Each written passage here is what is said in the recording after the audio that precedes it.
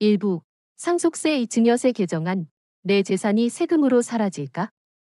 사랑하는 중년 여러분, 요즘 상속세 증여세 개정안이라는 소식에 마음 졸이는 분들이 많을 겁니다. 평생을 성실하게 살아오며 모은 재산인데 혹시라도 내가 세상을 떠나면 자녀들에게 물려줄 재산이 세금 폭탄으로 사라질까 걱정하는 것은 당연합니다. 특히 증여세는 자녀 결혼이나 집 마련을 도울 때 늘 따라붙는 그림자여서 어떻게 해야 세금을 덜 내고 자녀에게 더 많은 것을 줄 수 있을지 고민이 깊어질 것입니다. 젊은 시절부터 힘들게 일해 모은 재산인데 예상치 못한 세금 문제에 부딪히면 우리 중년들은 망연자실할 수밖에 없습니다. 부모로서 자녀에게 든든한 버팀목이 되어주고 싶은 마음은 굴뚝 같지만 복잡한 세법과 자주 바뀌는 정책 속에서 어떻게 대처해야 할지 막막할 때가 많습니다. 세금을 잘 내는 것도 좋지만 불필요한 세금을 내고 싶지는 않다는 생각이 드는 것도 당연합니다. 주변에서 세금 폭탄 맞았다더라, 미리미리 증여했어야 했는데 하는 이야기가 들리면 나 역시 같은 처지에 놓일까 봐 불안감이 엄습하는 것은 당연합니다. 복잡한 세법과 실제 적용 사례, 그리고 정부 정책의 불확실성은 일반 중년들이 모든 내용을 정확히 이해하기란 쉽지 않은 일이며 이로 인해 불필요한 걱정만 늘어날 때도 많습니다. 이 글은 바로 그런 중년들의 궁금증과 불안감을 해소하기 위해 상속세 증여세 개정안의 주요 내용과 절세 방법의 변화, 그리고 이러한 상황 속에서 중년들이 어떻게 현명하게 대처하고 대안을 찾아야 할지 6부에 걸쳐 상세하게 해설해 드릴 것입니다. 막연한 걱정 대신 정확한 지식을 바탕으로 현명한 선택을 할 수 있도록 함께 고민하는 시간을 가져봅시다. 2부 상속세 증여세란 무엇이며 왜 개정될까? 사랑하는 중년 여러분, 상속세와 증여세는 우리가 모은 재산과 직접적으로 관련된 중요한 세금입니다. 이 세금들이 무엇이고 최근 정부가 왜 이 세법을 개정하려는 움직임을 보이는지 그 배경을 정확히 이해해야 앞으로의 변화에 더 현명하게 대처할 수 있습니다. 상속세는 피상속인, 사망한 사람, 이 남긴 재산을 상속인, 자녀 등이 물려받을 때 그 재산 전체에 부과되는 세금입니다. 여기서 중요한 것은 상속세는 상속인 개개인이 받는 재산이 아니라 전체 상속 재산에 대해 부과된다는 점입니다. 즉, 재산이 많을수록 높은 세율이 적용됩니다. 현재 상속세율은 10%부터 최고 50%까지 누진세율 구조로 되어 있어 재산이 많은 부유층에게는 큰 부담이 됩니다. 증여세는 생존해 있는 사람이 타인, 주로 자녀에게 재산을 무상으로 넘겨줄 때 그 재산을 받는 사람에게 부과되는 세금입니다. 상속세는 사망 후 부과되지만 증여세는 살아있을 때 자녀에게 재산을 미리 물려줄 때 부과됩니다. 증여세 역시 재산 규모에 따라 10%부터 최고 50%까지 누진세율이 적용됩니다. 그렇다면 정부는 왜 상속세 증여세법을 개정하려 할까요? 첫째, 과세 형평성 제고 및 세 부담 완화입니다. 현재의 상속세 과세 기준은 과거에 비해 부동산 가치 등 재산 규모가 크게 상승하여 중산층에게까지 세금 부담이 커지고 있다는 지적이 많습니다. 겨우 집 한 채인데 상속세 내야 하나? 라는 불만을 해소하기 위해 과세 기준 금액을 현실에 맞게 조정하려는 움직임이 있습니다. 둘째, 가업 상속 지원 및 경제 활성화입니다. 중소기업 등에서 대를 이어 사업을 하는 경우 높은 상속세 부담 때문에 기업을 물려주기 어렵다는 문제가 발생합니다. 정부는 이러한 문제를 해결하고 기업의 지속적인 성장을 돕기 위해 가업 상속에 대한 세금 제도를 완화하려는 방안을 검토하고 있습니다. 셋째, 증여 문화의 변화 반영 및 절세 방법의 현실화입니다. 자녀 결혼 자금, 주택 마련 자금 등 부모가 자녀에게 미리 재산을 증여하는 사례가 늘고 있습니다. 하지만 현재의 증여세 공제 한도는 이러한 시대 변화를 충분히 반영하지 못하고 있다는 지적이 많습니다. 따라서 정부는 증여세 공제 한도를 현실화하여 서민과 중산층의 부담을 줄이려는 방안을 모색하고 있습니다. 이처럼 상속세 증여세 개정은 단순히 세금의 증감이 아니라 우리 중년들의 삶과 자녀들의 미래에 직접적인 영향을 미칠 수 있는 중요한 정책 변화입니다. 다음 부에서는 최근 논의되는 개정안의 구체적인 내용과 그 영향에 대해 자세히 살펴보겠습니다. 3부 상속세 증여세 개정안, 무엇이 달라지나?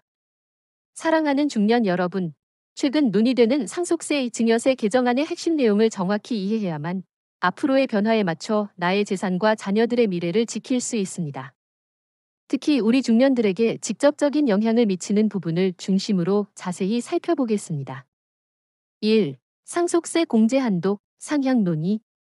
현재 상속세 기본 공제는 일괄공 제5억 원으로 여기에 배우자 상속 공제 등을 추가하면 최소 10억 원까지는 세금이 발생하지 않습니다.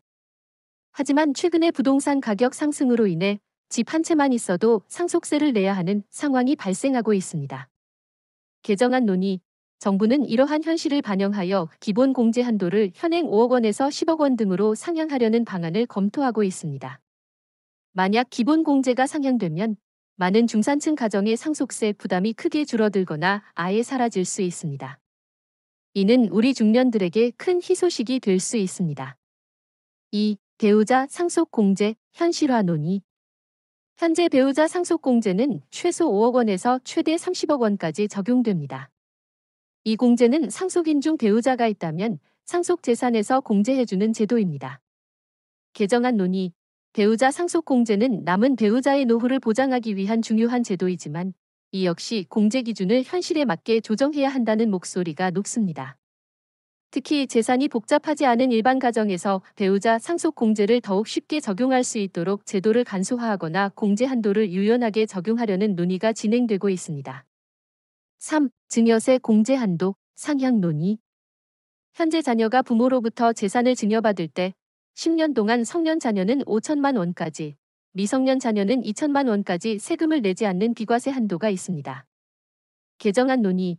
이 비과세 한도는 지난 2014년에 정해진 이후 10년 가까이 동결되어 자녀 결혼이나 주택 마련 비용으로 활용하기에는 턱없이 부족하다는 지적이 많습니다. 따라서 정부는 증여세 공제 한도를 상향하거나 자녀의 결혼 등 특정 목적의 증여에 대해 특별 공제를 추가하는 방안을 검토하고 있습니다. 만약 이 개정안이 통과되면 우리 중년들이 자녀 결혼 자금이나 주택 마련 자금을 증여할 때 세금 부담을 크게 줄일 수 있는 길이 열리게 됩니다. 4. 가업 상속 공제 완화 논의. 중소기업의 원활한 가업 승계를 위해 현재 가업 상속 공제 제도가 시행되고 있습니다. 하지만 이 제도는 적용 대상이 협소하고 요건이 까다로워 실효성이 낮다는 비판이 많았습니다. 개정안 논의. 정부는 가업 상속 공제 대상 기업의 규모를 확대하고 공제 한도를 늘리며 사후 관리 요건을 완화하여 중소의 중견 기업의 원활한 승계를 돕는 방향으로 개정을 추진하고 있습니다. 이는 사업을 운영하고 있는 중년들에게는 매우 중요한 내용이 될 것입니다. 이러한 개정안 논의는 아직 확정된 것은 아니지만 우리 중년들의 재산 관리와 가족의 미래에 직접적인 영향을 미칠 수 있는 중요한 변화입니다. 다음 부에서는 이러한 개정안을 바탕으로 중년들이 어떻게 현명하게 절세 계획을 세울 수 있을지 살펴보겠습니다. 4부. 개정안을 활용한 중년의 현명한 절세 전략. 사랑하는 중년 여러분, 상속세 증여세 개정안이 논의되고 있는 지금은 나의 재산과 자녀들의 미래를 위한 현명한 절세 전략을 세워야 할 중요한 시점입니다. 막연한 기대보다는 변화의 방향을 정확히 파악하고 적극적으로 대비하는 것이 중요합니다. 1. 증여세 공제 한도 상향을 활용한 분할 증여 전략. 만약 증여세 공제 한도가 상향된다면 이는 자녀에게 재산을 증여할 수 있는 금액이 늘어나는 좋은 기회가 됩니다. 자녀에게 재산을 물려줄 계획이 있다면 개정안의 내용을 지켜보며 시점을 잘 맞춰 증여를 진행하는 것이 좋습니다. 현재 비과세 한도인 5천만 원, 성년 기준을 10년 단위로 활용하여 미리미리 자녀에게 증여를 하는 분할 증여는 가장 기본적인 절세 방법입니다. 개정 후에는 공제 한도가 늘어나 더 많은 재산을 세금 없이 물려줄 수 있습니다. 2. 결혼 특별 공제 등 새로운 제도를 적극 활용하세요. 정부가 자녀 결혼 목적의 증여에 대해 특별 공제 제도를 도입한다면 이는 자녀의 결혼 자금을 지원할 때 세금 부담을 크게 줄일 수 있는 절호의 기회가 됩니다. 개정안의 내용을 꼼꼼히 확인하고 자녀의 결혼 시점과 맞춰 증여 계획을 세운다면 상당한 절세 효과를 볼 수 있습니다. 결혼 자금 외에도 주택 마련 목적 등 다양한 목적의 특별 공제가 생길 수 있으므로 관련 정책을 꾸준히 주시해야 합니다. 3. 가업 상속 공제 완화에 대비하세요.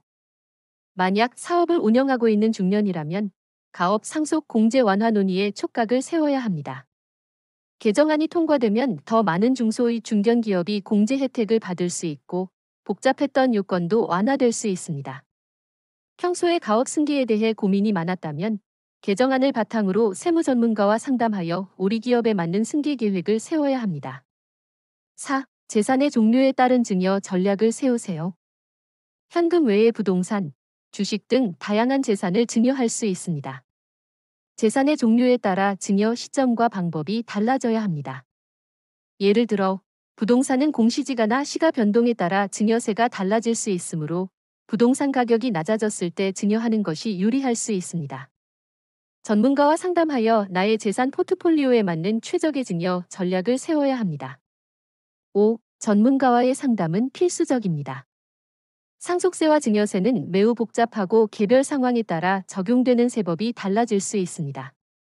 혼자 모든 것을 판단하기보다는 세무사, 변호사 등 전문가와 상담하여 나의 상황에 맞는 정확한 절세 방안을 찾아야 합니다.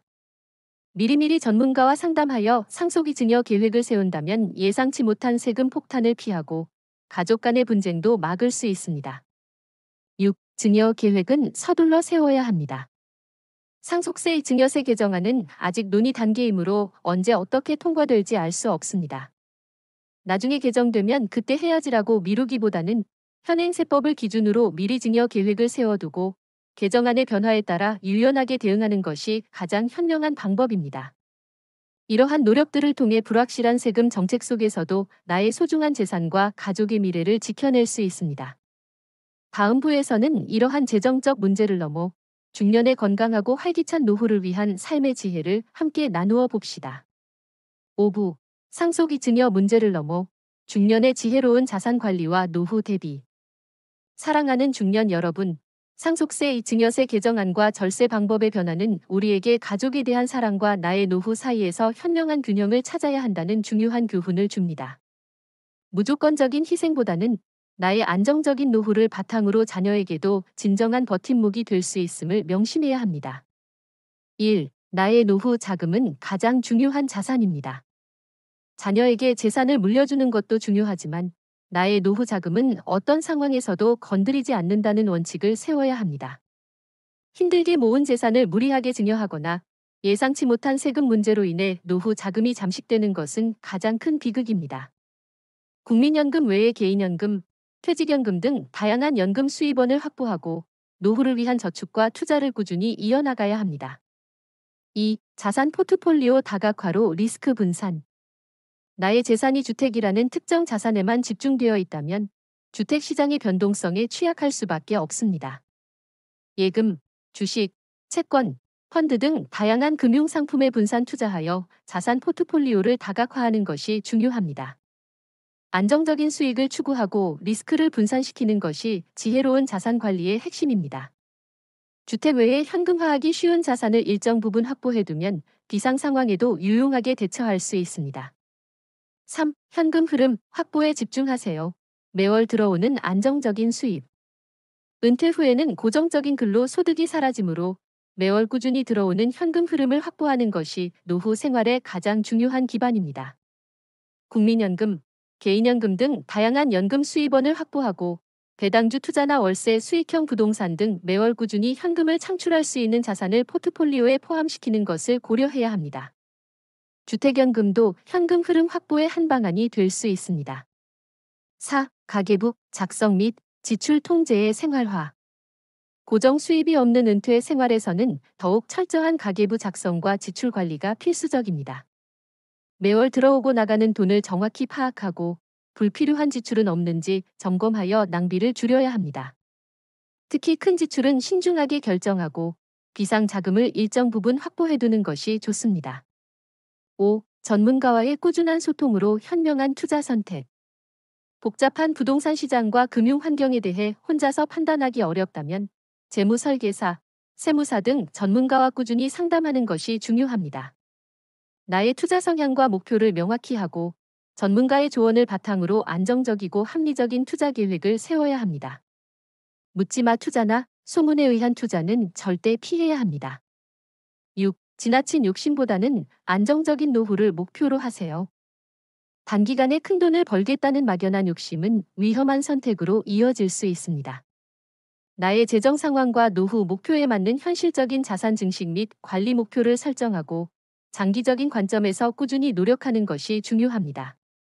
이러한 원칙들을 바탕으로 현명하게 자산을 관리하고 노후를 대비한다면 우리 중년들은 경제적인 불안감을 덜고 더욱 안정적이고 풍요로운 노년 생활을 누릴 수 있을 것입니다.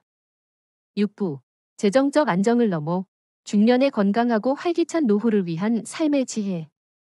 사랑하는 중년 여러분, 상속세 증여세 개정안과 같은 재정적 어려움은 우리에게 큰 숙제이지만 이 숙제를 계기로 인생의 진정한 가치와 풍요로운 삶의 의미를 되새길 수 있습니다.